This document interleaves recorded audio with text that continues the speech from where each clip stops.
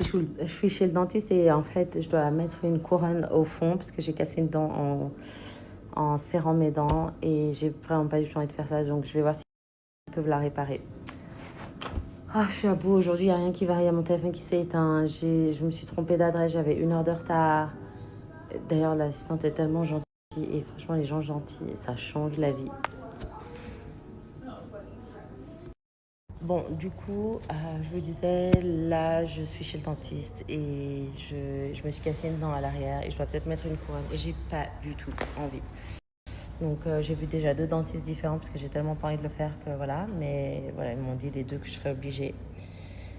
Et je suis genre vraiment au bout de ma vie. J'ai trop peur que ça me fasse mal et j'aime pas qu'on touche mes dents, qu'on les... J'aime pas. Enfin voilà. Et deuxième chose. Désolée, on a été coupé et je l'ai quand même posté parce qu'on a été coupé pendant la 5e fois. J'en peux plus, c'est pas ma journée. Donc, deuxième chose aussi, les filles, là, je donne un message féministe à toutes les femmes du monde. Vous vous habillez comme vous voulez. Vous vous habillez en robe, en pantalon, en voile, en tenue traditionnelle, en jupe. C'est votre choix en fait. Vous faites ce que vous voulez selon ce que vous pensez serait bon pour vous. Et là, vraiment, je vous le dis, pour moi, c'est ça le féminisme, c'est d'avoir la liberté de ses choix. Aujourd'hui, j'ai la liberté de mes choix. Si je suis ici en Utah mariée avec mon mari, c'est parce que je l'ai choisi. Si je suis retournée dans ma foi, dans ma religion, c'est parce que je l'ai choisi. Je ne suis en aucun cas en danger. Je n'habite en aucun cas dans une autre époque, le Moyen-Âge, ou je ne sais pas ce qu'on essaye de dire. Je ne suis en aucun cas soumise à la maison.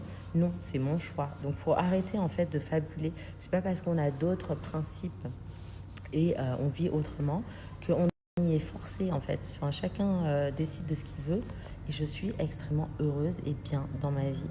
Et je pense que c'est pareil pour les musulmanes qui veulent porter le voile et qui pensent que c'est comme ça qu'elles seront heureuses. Et ben il faut les laisser si elles veulent porter le voile ici aux États-Unis. Il n'y a pas de problème là-dessus. Une femme qui veut porter le voile, elle porte le voile. Une femme qui veut pas, elle le porte pas. Et il y a la liberté de faire ce que l'on veut. Ici, c'est le pays de la liberté de toute façon. On n'a pas les mêmes problèmes qu'en France, ça c'est sûr. Et personne ne vous juge et ça c'est trop bien. Et c'est pour ça que je kiffe habiter aux États-Unis parce qu'on fait ce qu'on veut, on s'habille comme on veut dans la rue, il n'y a personne qui vous regarde. C'est easy going et c'est ultra chill. Et je crois que c'est pour ça que les gens aussi aiment bien les États-Unis.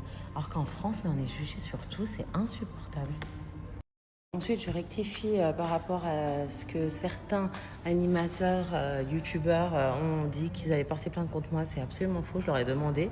Je de toute façon, tu veux porter plainte contre quoi et pour faire quoi et pour dire quoi? Parce que là, je veux bien procédurier, mais procédurier pour quelque chose en fait.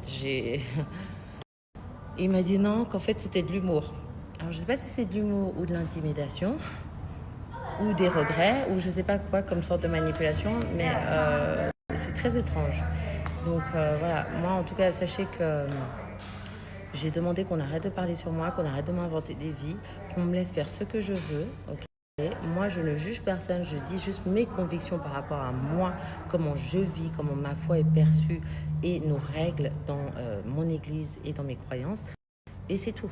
Donc maintenant, il faut arrêter maintenant d'avoir des subterfuges. C'est un milieu tellement malsain, tellement oppressant, tellement... L'image est importante et qu'est-ce qu'on va dire et comment on va être perçu de la société. Et oui, on est tous humains et on a tous des traumatismes. Mais à un moment donné, moi, je ne suis pas le bouc émissaire des gens. Il faut arrêter de s'en prendre à moi. Je suis justement trop gentille, trop nia, comme on dit. Et j'en peux plus, en fait. J'en peux plus depuis les anges neufs. On ne me lâche pas. C'est-à-dire que j'ai vécu l'harcèlement dans les anges neufs. Ensuite, j'ai vécu l'harcèlement dans les... Un peu moins, mais quand même dans... les Marseillais contre le reste du monde, avec toutes les filles de la villa que j'ai dû affronter. Maintenant, tous les médias encore me inventent une vie comme quoi je suis une bergère qui habite au Moyen-Âge, qui est soumise à son mari et qui régresse les lois euh, euh, contre, je sais pas, contre le féminisme, alors que c'est tout le contraire. Je suis pour la liberté des femmes et surtout la liberté qu'on leur fiche la paix et qu'on nous laisse vivre comme on l'entend. Et qu'on arrête de nous inventer des vies. C'est pas parce que je vais au sport, comme j'explique, que c'est parce que je suis soumise à la maison et que j'ai pas le temps de penser à moi comme ces blogueurs l'ont dit. Et c'est pour ça que j'ai dit stop, maintenant vous arrêtez d'insinuer des mensonges pour que les gens croient certaines choses contre moi et s'insurgent et ça s'appelle la diffamation. Parce que c'est prendre un propos et le déformer. Si je ne vais pas au sport, c'est parce que j'ai des jumeaux, que je viens d'accoucher, que c'est énormément de travail et que je me consacre pour le moment à ma famille, à mon repos et à mon bien-être. C'est tout. Ouais, c'est pas parce que je suis soumise à la maison et que j'ai trop de tradwife. Parce que oui, j'ai dit en tant que bonne tradwife, mais c'est juste parce que j'accorde mon temps à ma famille et que tout le temps que j'accorde, il se passe pour ma famille, pour mes jumeaux. Et après, je suis trop fatiguée à la fin de la journée pour aller au sport, c'est tout. Mais si je souhaiterais aller au sport, je pourrais aller au sport. Vous voyez la nuance? Et mon mari s'occuperait des enfants. Mais aussi, je n'ai pas forcément la motivation d'y aller. Point final, c'est tout. Donc voilà, il faut arrêter maintenant de raconter n'importe quoi. Mon mari et moi, on est égalitaires et on fait tout pareil. Et ça, c'est notre choix. Encore une fois, que je vous explique, si votre mari et vous, bah, vous avez un autre arrangement, c'est OK et c'est votre vie et personne n'a à commenter ou à vous juger. C'est tout. Moi, je parle pour moi. Pour moi, avec mon mari, on s'aide dans les tâches ménagères. Parfois, bah, quand j'étais enceinte, il cuisinait. Moi, aujourd'hui, c'est vrai que j'adore cuisiner parce que bah, je suis celle qui cuisine le mieux, on va pas se mentir. Donc, la plupart du temps, c'est moi qui cuisine. Mais voilà, j'ai un planning familial. Tout le monde se met à la tâche. Même Esther, elle nous aide quand elle est à la maison. Et chacun a sa tâche à faire. Et on est répartis égalitairement. On est égaux avec mon mari. On a deux rôles différents. Ok, mon mari, c'est l'homme. Il pourvient à nos besoins, il me protège, etc. À sa manière. Il est constitué d'une certaine manière où il a une certaine manière de faire, de penser, de réfléchir. Et moi, j'ai également ma certaine manière de faire, de réfléchir, d'éduquer mes enfants, de parler avec mon mari, de prendre nos décisions ensemble. Et c'est tout, en fait. Vous voyez ce que je veux dire? On est égaux avec on est deux gens différents, mais on est égaux dans le sein du noyau de la famille. Et c'est ça qu'il faut comprendre. Et je crois que c'est ça qui a dérangé peut-être certains blogueurs. Parce qu'ils veulent peut-être qu'on soit tous comme eux, je sais pas, mais à un moment donné, bah, chacun fait ce qu'il veut, en fait. Moi, jamais je les ai critiqués ou j'ai jamais attaqué leur manière de vivre ou d'être. Et ils font ce qu'ils veulent et c'est OK. Et quand j'ai expliqué mes propos, je les ai expliqués extrêmement respectueusement selon ma vision par rapport à ma religion. Et c'est tout, en fait, j'ai attaqué personne. Par contre, moi, contrairement à eux, bah, je me sens parfois quand même attaquée. Je me sens parfois harcelée parce que on n'arrête pas de revenir sur les mêmes sujets. J'ai demandé qu'on arrête parce que ce n'est pas vrai et que je ne vis pas sous emprise. C'est complètement faux. Donc je vous demande et je redemande encore aux blogueurs d'arrêter de parler de moi, de raconter n'importe quoi, parce qu'après ça fait des fausses rumeurs, ça fait le téléphone arabe et moi j'en ai ras-le-bol après que les gens croient que je vis une vie où je serais une victime de mes choix, que mes choix, en fait ils remettent en cause mes choix, ils remettent en cause la relation avec mon mari et ils remettent en cause ma foi. Et je n'en peux plus en fait d'être jugée tout le temps et surtout diffamée parce que c'est faux. Et je le répète, je vis équitablement et je suis extrêmement heureuse dans ma vie. Donc foutez-moi la paix. Franchement, c'est un énorme débat par rapport, par exemple, au voile, par rapport aux tenues modestes. Il y a beaucoup de femmes qui disent, j'ai eu des retours qui me disent, oui, mais c'est les hommes qui ont décidé ça pour nous. Et c'est pas nous qu'on le décide. Moi, en tout cas, c'est moi qui le décide par rapport au comportement des hommes, ça c'est sûr. Mais on vit dans une société où peut-être les hommes ont un instinct primitif naturel. Et ça fait partie du monde dans lequel on vit, il faut le comprendre. C'est-à-dire que l'homme, c'est pas, c'est pas un être parfait. Quand on est sur Terre, justement, on est imparfait. Et du coup, on a des réactions animales, humaines, qui peuvent nous amener dans l'erreur. Pour clôturer ce débat, donc je disais, voilà, on est dans une société peut-être patriarcale. En tout cas, pour nous, moi, c'est comme ça. C'est vrai que mon mari, je l'écoute, j'essaie de comprendre ce qu'il me dit et ensuite, je prends mes propres décisions. Quand j'ai des filles qui m'ont écrit un MP, oui, mais justement, le problème de tout ça, c'est parce que c'est les hommes qui décident pour nous et nous, on doit suivre. Ben non. Les hommes vous expliquent comment ils fonctionnent, après, vous vous disposez. Mais tous les hommes vont vous dire comment ils fonctionnent. Et c'est pour ça que même la société, il y a certains hommes, ben voilà, ils vont se dire, ah bah ouais, en fait, mettez des mini-jupes, mettez des décolletés, comme ça, on se rase bien l'œil sur vous. Ah oui, soyez des féministes, des femmes libérées, comme ça on profite bien de vous. Il y a des gens qui détournent la bienveillance dans tous les milieux. C'est comme quand on parle de moi et qu'on se dit bienveillant, alors que pas du tout, c'est juste des attaques passives et pour moi, je le vis vraiment comme un harcèlement.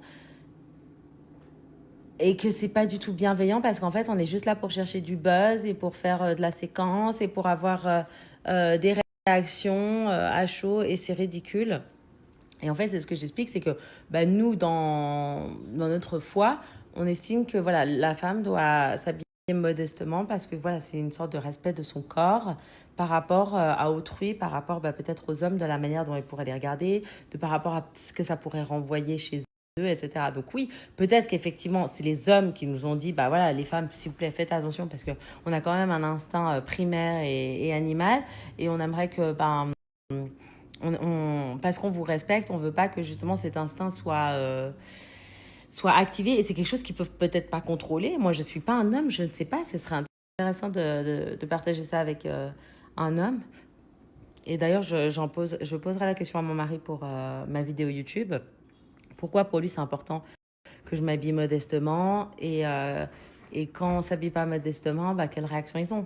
Parce que c'est vrai que, bah voilà, je veux dire, si je suis la poitrine à l'air, en mini-jupe et tout, ça, je sais que mon mari il va me regarder d'une certaine manière qui sera différente que voilà, si j'ai une belle robe qui me couvre, sa manière de me voir, sa manière de réfléchir va être complètement différente. Et ça, je pense que c'est dans la nature, dans la génétique de l'homme. Et c'est aussi dans tout le système de reproduction humain. Et c'est pour ça qu'il faut faire attention parce que pour nous, encore, ça renvoie à la loi de chasteté. Ça renvoie à ce pouvoir sacré qu'on a en fait d'un homme et d'une femme quand ils s'unissent, de pouvoir consommer le mariage et de pouvoir créer la vie et de créer une famille. Et pour nous, le noyau de la société, c'est vraiment la famille. Le noyau de la spiritualité, pardon, c'est la famille. Et c'est le plus important. Et c'est là où on dit que l'adversité s'attaque, c'est à la famille. Parce que quand on s'attaque à la famille, ça crée énormément de problèmes, ça déstabilise aussi l'être humain, etc. Aujourd'hui, moi, comme je suis en famille, vous voyez que je suis très forte, très solide, très construite. Et j'ai un raisonnement. Alors qu'avant, j'étais seule dans la nature et justement, j'étais une petite proie facile et j'étais une proie facile à l'harcèlement, aux agresseurs, aux persécuteurs, aux prédateurs, parce que j'étais seule. J'avais pas ma famille autour de moi et je n'avais pas de mari. Aujourd'hui, j'ai un mari, j'ai construit ma famille autour de moi, je suis beaucoup plus en sécurité. Et c'est pareil pour les enfants. Les, les prédateurs qui visent les enfants, ils leur demandent bah, comment ça se passe avec ta famille. Et ils vont vers les enfants où il y a des soucis en principe avec leur famille. Tout ça, ça a un sens, ça a un sens. Donc vraiment, écoutez-moi et arrêtez de vous rebeller contre quelque chose qui vous veut du bien. Et là-dessus, bon, après, comme j'explique, moi, j'ai pas envie de vous influencer là-dessus parce que c'est un débat qui est sans fin et je pense que chaque femme doit faire attention à elle. Et vraiment, moi, je sais que je prends soin de moi et de mon énergie en m'habillant modestement. D'ailleurs, je remets mon t-shirt. Voilà, en m'habillant modestement, en me comportant d'une certaine manière pour ne pas attiser certaines énergies que je n'aurais pas envie qu'elles rentrent dans ma vie. Certains prédateurs, certains mecs qui vous regardent d'une certaine manière où voilà, vous n'avez pas envie de tout ça. Vous n'avez pas envie de tout ça. Et malheureusement, bah voilà, on peut pas genre affronter tout le monde. Et c'est pour ça que c'est mieux bah, de renvoyer pour moi, et je parle vraiment pour moi, un certain message dans ma tenue vestimentaire.